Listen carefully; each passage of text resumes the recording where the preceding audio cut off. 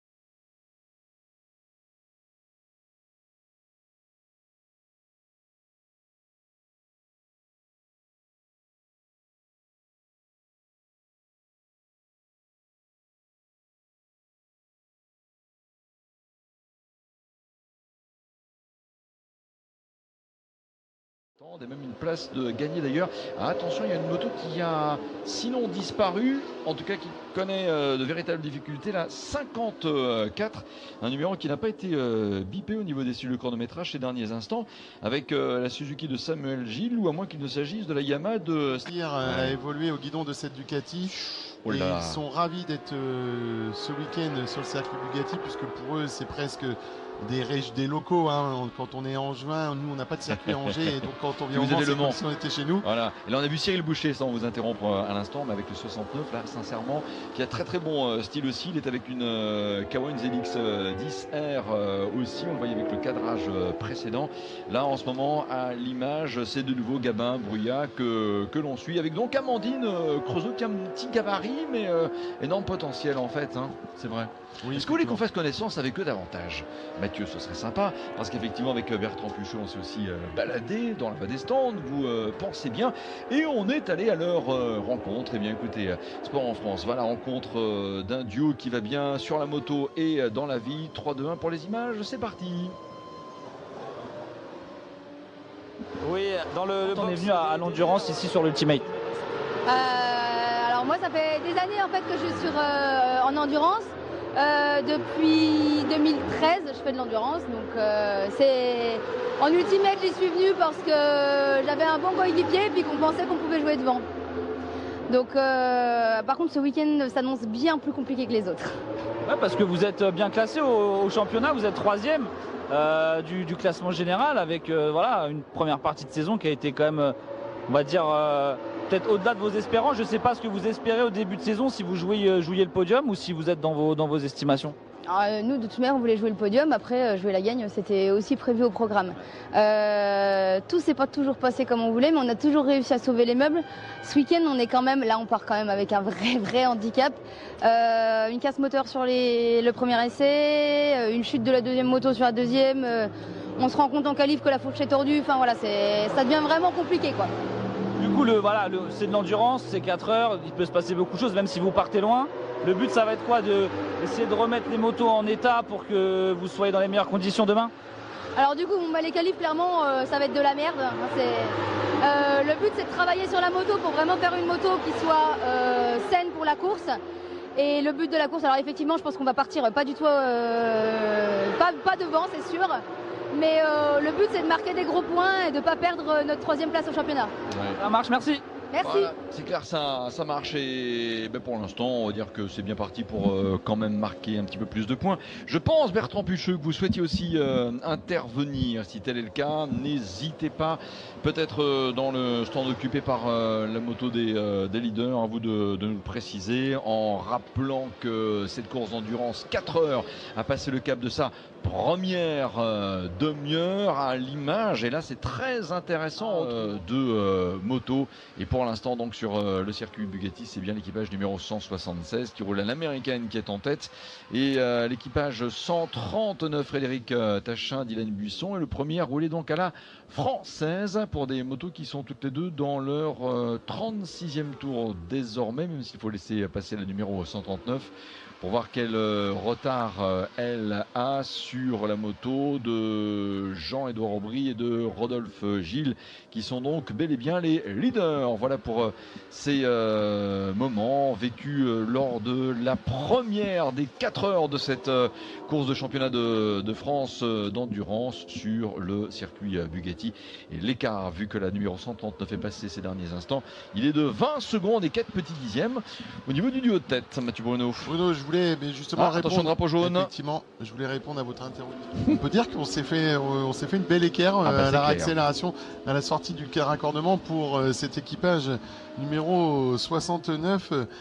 Sauf erreur de ma part, c'est une Kawasaki, l'équipage 69. Oui, absolument, il roule en ZX10R. On va revoir peut-être l'image.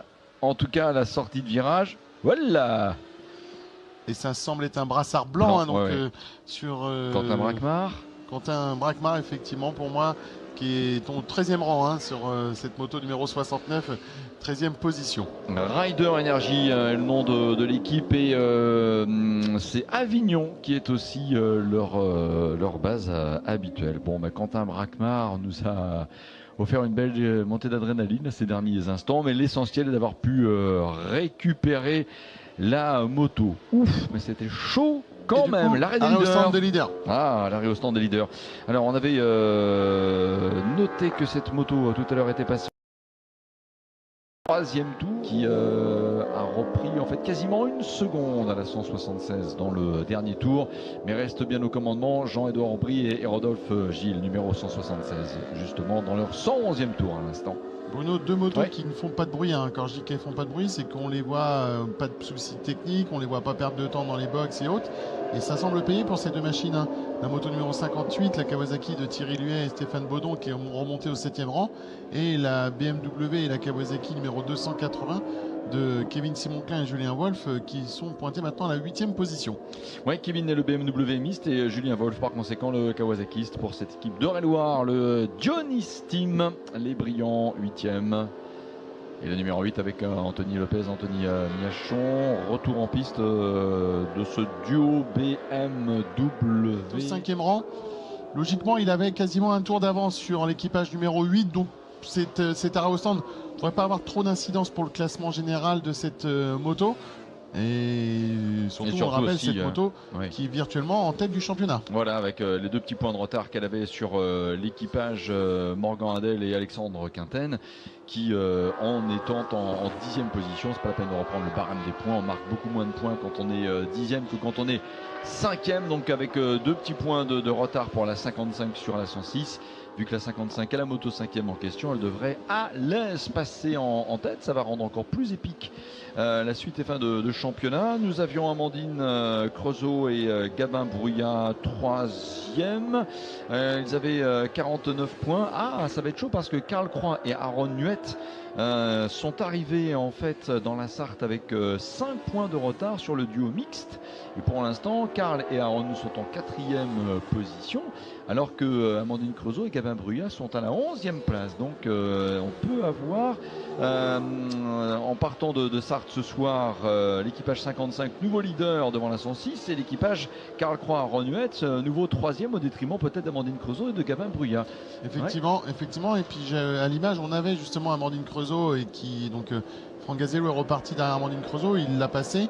Et je trouve cette image sympathique parce qu'il faut savoir que Amandine Creusot et Franck Gazello sont originaires à peu près de la même région et que Amandine aide et assiste Franck Gazello sur l'organisation de ses journées de roulage et participe énormément aux journées de roulage du team TP55 qui engage cette moto numéro 55 dans ce championnat de France.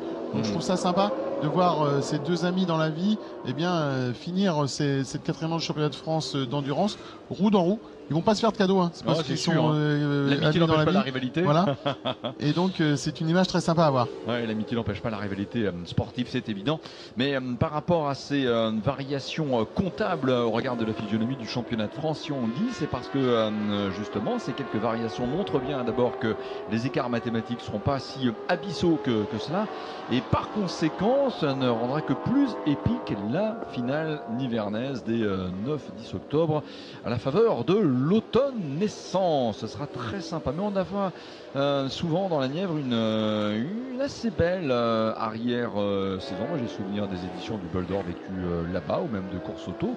Généralement septembre-octobre, c'est plutôt des mois à météo assez clémente dans la Nièvre, alors que le printemps est plus difficile. Effectivement, on a eu sur les dernières années des météos assez clémentes. L'année dernière, c'est malheureusement pas avec nous, mais on a eu majoritairement, si on faisait un point. Voilà. Et attention, c'est la moto numéro 106, c'est la moto d'Alexandre Quinten, et c'est Alexandre Quinten qui est parti à la faute. Et j'ai l'impression qu'on est dans la chapelle de nouveau pour cet équipage, un équipage qui est malheureux ce week-end. Hein. Ah oui, décidément, il est carrément perdu l'avant. Perte de l'avant pour Alexandre Quinten. Bac à gravier, voilà. Voilà, plus de peur que de mal, hein, puisque Alexandre s'est relevé immédiatement, il check la moto. Il en reste plus qu'une moto, puisque l'autre, on vous le rappelle, l'embrayage a rendu l'âme sur le deuxième relais de Morgan Adel.